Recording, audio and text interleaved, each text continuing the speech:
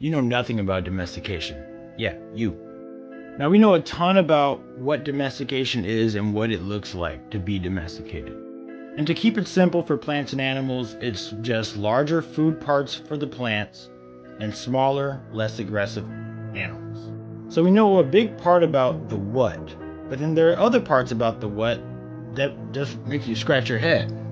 This is going to be a 5-part series, but just to name one, the amount of chromosomes doubled, tripled, or even quadrupled in some cases.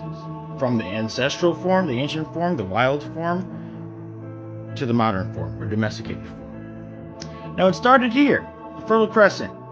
We've all heard about this in school, place of civilization, and we got these mountains right here. We have the Taurus Mountains, the Caucasus Mountains, where we get the word Caucasian from, and the Zagros Mountains.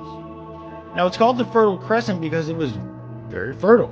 But also look at its surroundings. You got the desert, you got mountains, you got water. This is prime real estate for growing anything. But that's not actually where agriculture started, or domestication started of plants and animals. It actually started up here, more towards Turkey. So in the highlands, not the lowlands. One of the biggest things I took away from a botany class was that mountainous soil is the hardest soil to grow anything because it's on a slanted plane, so the soil can shift at the slightest movement if there's an earthquake or bad weather or whatever like that.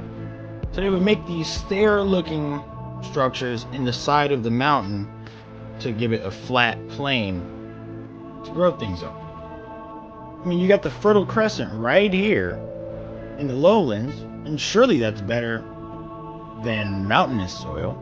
Maybe they were just noobs and just happened to start this agricultural revolution 12,000 years ago on the hardest soil possible. And that leads us into the why.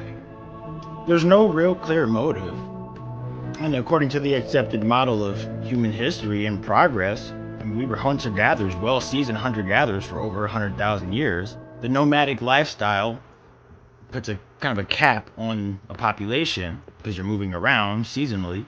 To me, it's hard to imagine that they were just settling down because their population just got so big that it was getting hard to move everybody. So imagine hunter-gatherers with over 100,000 years of experience in tracking and location of food sources.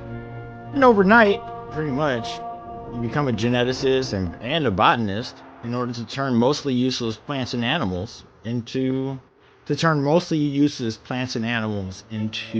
food and tools. Now, if I included plants, animals, humans, and humans part 2 in this video, it would be about 12 minutes. So, stay tuned for plants. I'm Java, this is Gabby Daniels.